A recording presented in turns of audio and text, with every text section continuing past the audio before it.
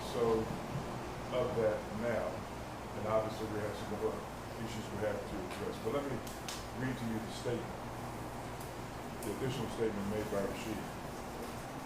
I want to acknowledge the serious consequences of the incident that occurred last year. I deeply regret the actions I took that day and the harm they caused to others.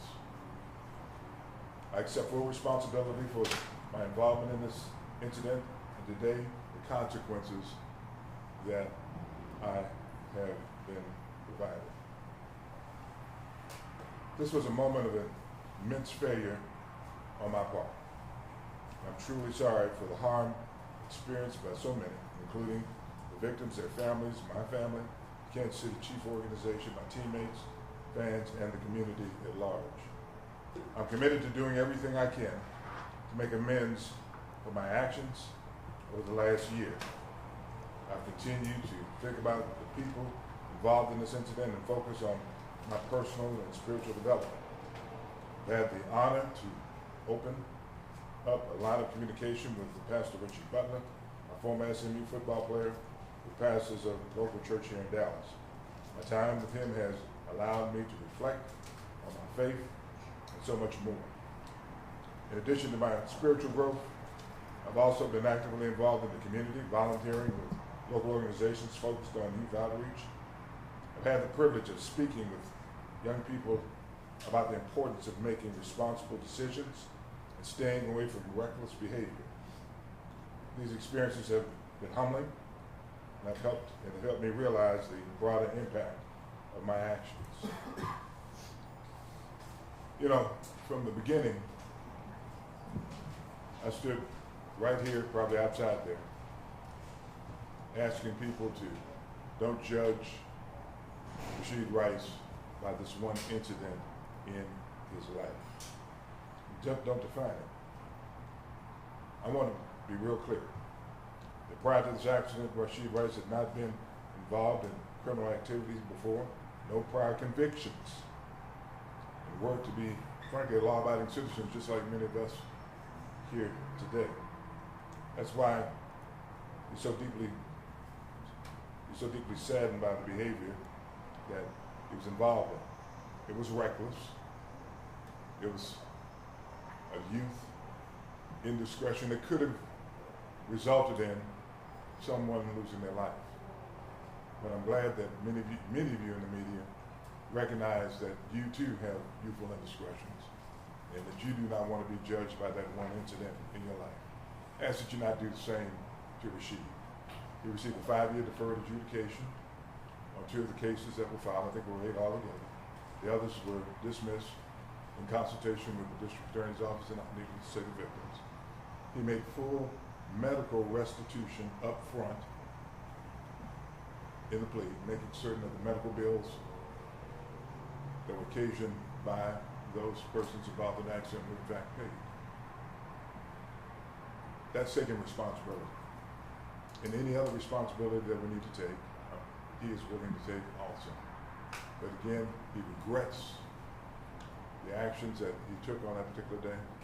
He's making certain that young people that he talked to, that he tells them about this particular incident. He didn't try to hide from his involvement. He didn't try to hide from steps that he should have taken in terms of helping people out at the incident to figure out whether or not anyone was seriously hurt. Thank God no one was seriously hurt. I'm talking about death. And so we get this back behind us, and so we're looking forward to doing what we need to do in order to make certain he serves out his probation. And yes, the judge imposed a 30-day jail sentence that will be served out during the 5 years that he's on deferred adjudication. I open the floor up to any questions that you might have. Could you please walk us through, Mr. Royce, about how this plea deal went down? Who contacts who, and how did it go down? I don't understand the question. I mean, typically, the district attorney office had a case. I represent it. We get together. We talk about it. We figure out what's in the best interest of the victims, in the best interest of the defendant. And we come up with a recommendation. So that's kind of how it goes. Claudia, what are you doing? Trying to keep her from getting bit by a mosquito. But Attorney West, last April when we gathered here, you said that at one point Mr. Rice would face the community and speak for himself. I appreciate the statement. Is there still a plan for him to speak? Yes. And if so, when? I can't tell you when, but there is still a plan. You've been working with him over the past year. Beautiful statement. What have you seen change in this young man in the year that you've been working with him? What I've seen personal change is the individual. You see, I mean, think about this. All of us, he's 23 years old, okay? All of us have had youthful indiscretions. I think this incident scared him straight, okay, in terms of his behavior and the impact it could have on others. So I think it scared him straight, and from that vantage point, he now understands that he has to be more responsible and accountable for his behavior. Can you speak to the jail sentence, the jail part of this? We were hearing that he might be able to take it at different times. Can you kind of clear that up and how that works Sure. and what he can expect in jail? I can't tell you what he can expect in jail, but Preferential treatment, perhaps? come on, not very seriously whether he's going to get that. But in terms of the 30 days, the judge understands that he has a work schedule, and that we'll be able to work around his work schedule in making certain that he serves the 30 days. In addition, he has 160 hours of community service. Some of that community service, and I've offered to the district attorney's office, and I'm pretty certain they will accept it, him making the PSAs concerning, driving recklessly. Again, he is apologetic for all of the things that he's done as relates to this particular incident, and wants to make certain, and now that he has a voice, not only as an athlete, but having been someone that has caused an accident like this, where death could have occurred. Okay, he understands that someone could have died. He understands that. And from my vantage point, I've seen him grow and understand the consequences of his behavior. Will you please address critics who say that he got off with a slap on the wrist? No. Next question. You made reference to Mr. Rice paying the medical bills of the people who were injured in the incident. I guess the PA statement said that was a requirement of the plea deal. You had said that he paid it up front. I can barely hear you. So you made reference to him paying the medical bills. Right. The PA statement had said that was a requirement of the plea agreement. I guess you said that he had to make sure he paid them up front. Could you kind of clear up if it was something that he was kind of doing in his own volition, or if that was in fact a requirement of the plea agreement? I think it's a combination of both. He's doing it in his own volition because he's going to do it anyway. Okay, and it was a condition of the plea, which was in fact a reasonable condition of the plea. But he's going to do it anyway. Yes. You got to remember, this time last year, I stood here and told you he took full responsibility, and he still takes full responsibility for his actions.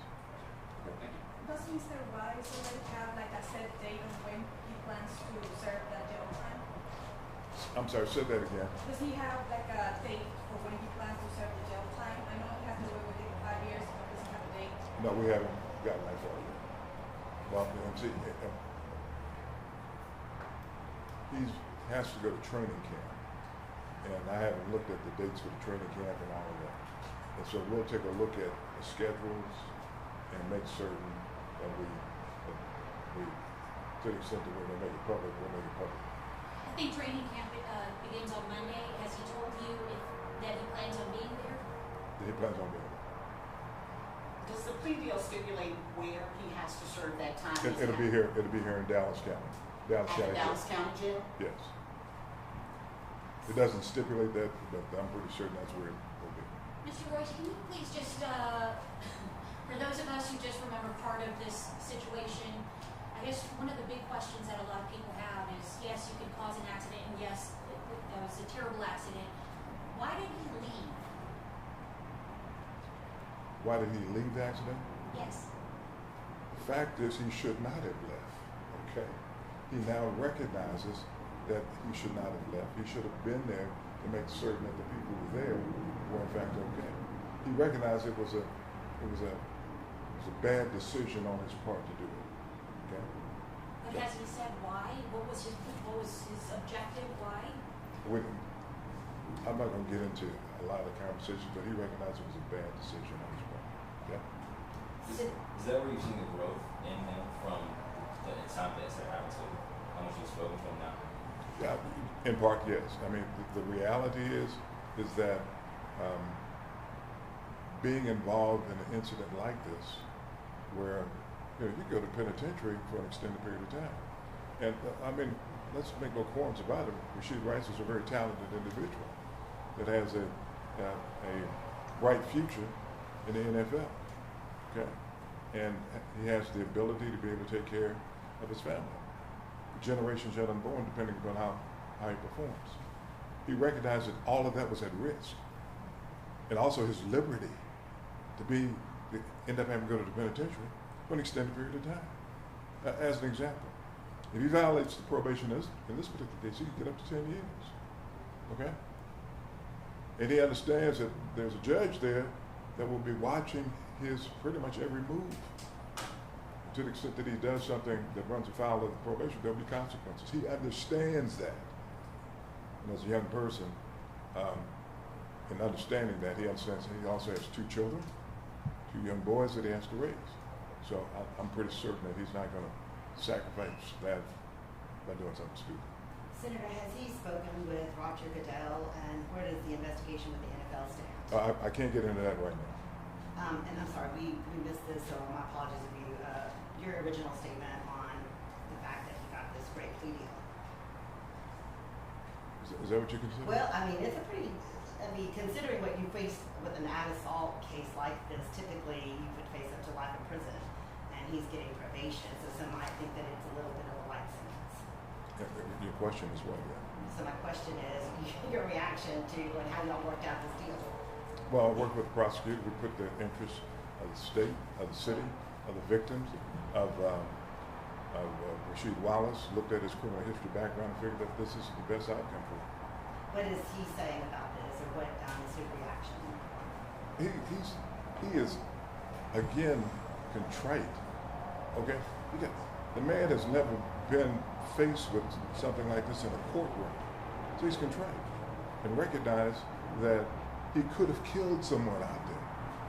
He could have killed someone out there. And so let me be real clear about this. When he left the scene, not figuring out whether someone else was injured or dead, he recognized that was a stupid mistake. Okay? And if he had to do it all over again, he wouldn't have done that. And we don't want him to do it all over again, or anyone else in this state to do it all over again. But the fact is that he has learned from that particular incident, like many of you have learned from some of your youthful indiscretions.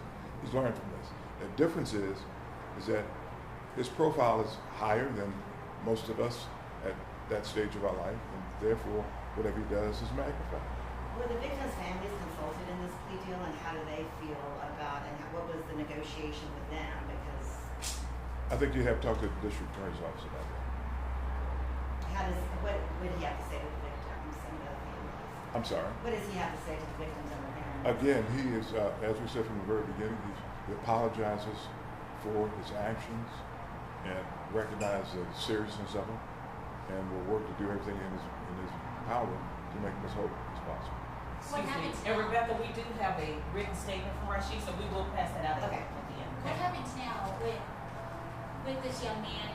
Any cases that are pending, anything like that? Can you speak to that? I'm sorry, say that again? What happens now with this young man, himself, and any cases that are still pending? There are no cases pending. Civil lawsuits? There are several lawsuits that we're working on. Are there any other questions? Where is he now? What's he doing now? No? Okay. I don't know. I don't know. Where is he? Yeah. No? Thank you, Attorney. Thank you, All sir. right, thank you very much. Okay.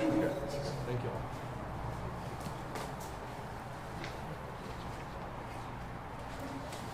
Yes, sir. Thank you all so much. Thank you. And I do have the statement.